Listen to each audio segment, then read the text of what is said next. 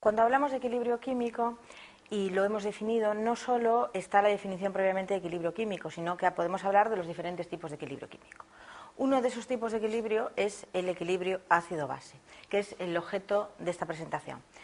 Lo primero que vamos a ver es cuál es la definición de ácido-base, la autoionización del agua, es decir, el concepto de producto iónico, cuál es el concepto de pH y pOH, cómo podemos saber qué tipo de ácido o de base estamos hablando, es decir, la fortaleza de un ácido y de una base, el concepto de ácido poliprótico y, por supuesto, también el concepto de sustancia anfotera.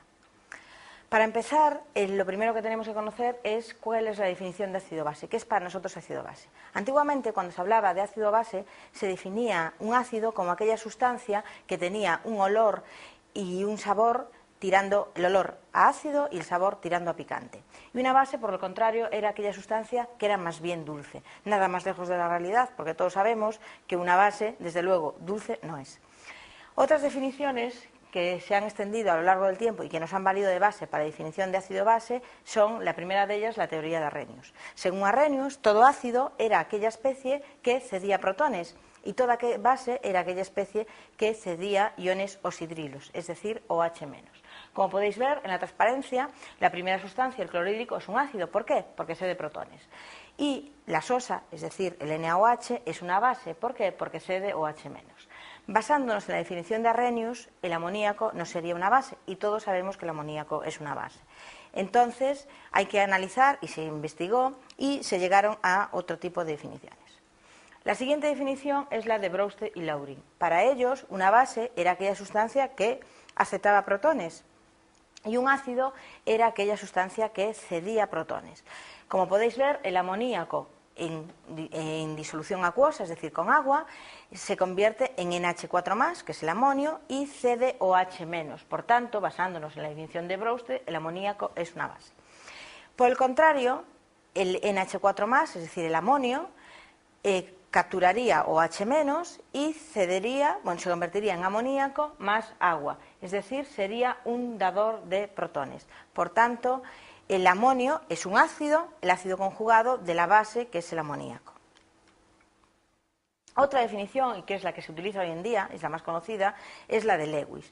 Lewis define el ácido como aquella especie que es aceptor de pares electrónicos, y base es la especie que es dador de pares electrónicos, es decir, una base da pares de electrones y el ácido los cogería. Si os fijáis en la reacción que aparece ahí, tenemos una base que sería el NH3, que da pares de electrónicos, que cogería el fluoruro de boro y se formaría una especie que es lo que se conoce con el nombre de aducto. Basándonos en el concepto de ácido y de base, cabe analizar lo que es el agua. El agua, ya lo veremos posteriormente, pero es una sustancia que puede actuar como base o como ácido, es decir, puede aceptar y puede dar electrones. Como podéis ver ahí, en la reacción aparece el agua actuando como base más un ácido para dar el ácido conjugado de la base anterior y la base conjugada del ácido anterior. Es decir, se establece el equilibrio que aparece abajo. Una molécula de agua más otra molécula de agua para dar H3 o más OH-, es decir, para dar protones, iones oxidrilo. Si establecemos la constante de equilibrio de esta reacción, tendremos K sub C, que es igual a la concentración de H3 o más por la concentración de OH-, partido por la concentración de H2O por la concentración de H2O. Esta constante se puede poner de la forma que aparece al lado, es decir, K sub W es igual a K sub C por la concentración de H2O por la concentración de H2O. Es decir, K sub W es la concentración de H3 o más por la concentración de OH-. Es decir, el producto de la concentración de protones por la concentración de iones oxidrilo. Pues a este producto, a esta constante, se le denomina producto iónico del agua. Se denota, como habéis visto, como K sub W y es el producto de la concentración de iones H+ y de iones OH-, siempre a una temperatura fija. Acordaros que en equilibrio es muy importante que no varíe la temperatura, porque si varía la temperatura, varía el valor de la constante. Y K sub W no es ni más ni menos que una constante de equilibrio. Una vez que hemos visto la constante de equilibrio para el producto iónico del agua, vamos a definir el concepto de pH y concepto de pOH.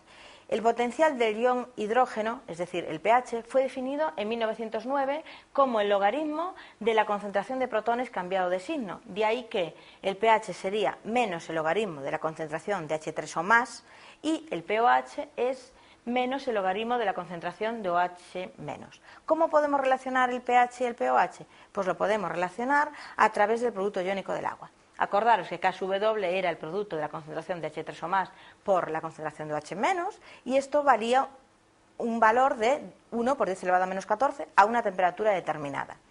Pues de ahí, aplicando menos el logaritmo a toda la expresión, tenemos la que aparece abajo. Y menos el logaritmo de la concentración de protones sería el pH, y menos el logaritmo de la concentración de OH menos sería el pOH. Por tanto, PKW es igual a pH más pOH, y esto es igual a 14. En resumen, la relación entre el pH y el pOH es igual a 14. En el esquema, o en el grafiquito que aparece en la parte inferior de la transparencia, podemos ver desde dónde a dónde varía el pH. El pH va de 0 a 14 y en el punto medio sería el pH neutro, es decir, en 7. Denominaríamos pH ácido a todos aquellos valores de pH inferiores a 7, es decir, de 0 a 7. Y denominamos pH básico a todos aquellos valores de pH superiores a 7, que van de 7 a 14. Cuidado, porque no es lo mismo hablar de valores de pH que valores de pOH. Los de pOH serían exactamente todo lo contrario. También, ¿qué nos va a determinar el pH? Pues si el pH nos va a decir, tiene una relación directa con la concentración de protones, nos va a medir la cantidad de acidez, es decir, es una medida de la acidez de una sustancia. Una vez que establecimos el concepto también de pH, es interesante saber qué tipo de ácido y de base tenemos, es decir, la fortaleza de los ácidos y las bases. Empezaremos por los más sencillos, que son los ácidos y bases fuertes. ¿Cuándo un ácido o una base es fuerte? Bueno, pues los ácidos y las bases fuertes son aquellos que tienen una constante de equilibrio KA y KB respectivamente muy elevada, y por tanto su grado de disociación es igual o aproximadamente igual a 1. ¿Qué quiere decir esto? Pues si yo tengo una concentración de equilibrio inicial de un ácido o de una base, una concentración inicial de ácido o de base, una vez que se alcance el equilibrio, me habrá desaparecido esta concentración y se me habrá transformado todo en productos. Lo vamos a ver con dos ejemplos. La primera reacción, tenemos el ácido A₂H que se disocia para dar A- más un protón. Si partimos de una concentración inicial de C₂, una vez que se alcance el equilibrio, de ácido no nos va a quedar nada, y vamos a tener una concentración C₂ de A₂-, es decir, de la base conjugada del ácido, y una concentración C₂ de protones. Por tanto, viendo ese equilibrio, sabemos que el ácido es fuerte. Si analizamos el equilibrio de una base, nos vamos al equilibrio de la parte inferior de la transparencia. Tenemos una base inicial B, cuya concentración es C₂. Dejamos que se establezca el equilibrio y vemos que al final del mismo, de base no nos queda nada, y se me ha formado el ácido conjugado BH+, cuya concentración es igual a la inicial, C₂, y OH-, es decir, iones oxidrilo. ¿Qué concentración? C₂, es decir, por cada concentración de base se me ha formado OH- en el mismo nivel, en la misma concentración. El otro tipo de ácidos y de bases son los ácidos y las bases débiles. ¿Cuándo sabemos que una especie es débil? Pues una especie es débil cuando se ioniza parcialmente. El ácido o la base será cuanto más débil, cuanto menor sean sus constantes de equilibrio y cuanto menor, por tanto, sea su grado de disociación. Un ejemplo, pues vamos a ver una reacción para ver cómo actúa en un equilibrio un ácido débil y posteriormente una base débil. Tenemos la reacción del ácido A₂H. Una vez que se alcance el equilibrio, también nos va a ceder un protón, H3 o más, y se nos va a formar la base conjugada de ese ácido. ¿Cuál es la concentración en equilibrio? Bueno, pues la concentración de partida era C₂, la concentración inicial, y en el equilibrio de ácido sí que nos va a quedar concentración, al revés del equilibrio anterior. Nos quedaría C₂ menos C₂ más alfa, que sería el porcentaje de ese ácido, la cantidad de ese ácido que se ha transformado en producto. ¿Y qué se nos forma de base conjugada? Pues se nos forma C₂ alfa, y ¿cuánto de protón? Pues lo mismo, C₂ por alfa. ¿Cómo podemos saber si un ácido es débil? Pues como he dicho, siempre cuando la constante de acidez sea inferior, y ahí os aparecen una serie de ejemplos de los ácidos débiles más conocidos, como pueden ser el fluorhídrico o el ácido fosfórico. Si hablamos de una base débil, ocurre exactamente lo mismo. Vamos a ver un ejemplo. Tenemos la reacción de la base para que se disocia para dar el ácido conjugado de esa base más OH-. Inicialmente partimos de una concentración de base C0. Una vez que se alcance el equilibrio tendremos C0 menos C0 por alfa. ¿Y cuánto se nos ha formado de productos? Pues C0 por alfa y C0 por alfa de OH-. En resumen, ¿cómo podemos relacionar las constantes con si un ácido es débil o fuerte? Pues de la siguiente forma. Si la constante es pequeña, el pKa es elevado y el ácido va a ser débil. Si la constante es elevada, el pKa es pequeño y el ácido es fuerte. Si hablamos de base, es lo mismo. Si la constante de la base es pequeña, el pKb es alto y la base es débil. Si la constante es elevada, el pKb es bajo y por tanto la base va a ser fuerte. También os aparece ahí, que me olvidé de comentaros, unos ejemplos de bases débiles. La más conocida, con la que trabajamos más o menos siempre, es con el amoníaco.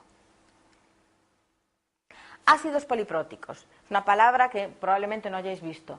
Un ácido poliprótico es aquel ácido que pueda ceder más de un protón y lo cede en equilibrios sucesivos. Aparecen dos ejemplos, el ácido sulfúrico y el ácido fosfórico. El ácido sulfúrico, como sabéis, es el H2SO4, por tanto tiene capacidad para ceder dos protones y lo va a hacer siguiendo las dos reacciones que aparecen ahí. En la primera reacción cede el primer protón y en la segunda reacción cede el segundo protón. Como podéis ver, cada una de esas reacciones tienen constantes de equilibrio específicas. La constante de equilibrio K⁴A⁴1, es decir, para el primer equilibrio es muy grande, y la constante K⁴A⁴2 es más pequeña. Ya tiene un valor numérico que, bueno, os ponemos de ejemplo porque es bastante más pequeña. Por tanto, ¿dónde cederá o cuándo cederá el ácido sulfúrico el primer protón? Pues lo cederá en la primera reacción y con mayor facilidad. A medida que tenemos que entrar dentro del ácido, es decir, que tenemos que quitar un protón a un ácido que ya ha perdido uno, es más difícil y por tanto su constante siempre va a ser más pequeña. Se ve claramente en el ejemplo siguiente. Tenemos el ácido fosfórico. El ácido fosfórico es el H3PO4. Como veis, tiene posibilidad de ceder 3 protones y los va a ceder en 3 equilibrios distintos. Cada uno de esos equilibrios va a tener 3 constantes. La primera, como veis, es del orden de 10 elevado a menos 3, la siguiente es del orden de 10 elevado a menos 8 y la tercera de 10 elevado a menos 13. Analizando los valores de las 3 constantes, vemos que es más fácil que el fosfórico ceda el primer protón que ceda el segundo, y a su vez es más fácil que ceda el segundo que ceda el tercer protón, puesto que ahí el valor de la constante es bastante menor. El último concepto del tema que nos quedaba es anfótero. El claro ejemplo de anfótero es el agua. Anfótero es aquella sustancia que puede actuar como ácido o como base, según el medio en que se encuentre. Ejemplos específicos de anfótero serían el agua, que es el conocido, de hecho lo habéis visto antes en el concepto de producto iónico del agua, que actuaba como ácido y como base, y luego otras sustancias como son los aminoácidos o los iones intermedios de los ácidos polipróticos, que también pueden avanzar la reacción en un sentido o en el otro, y por tanto pueden actuar de ácido o de base.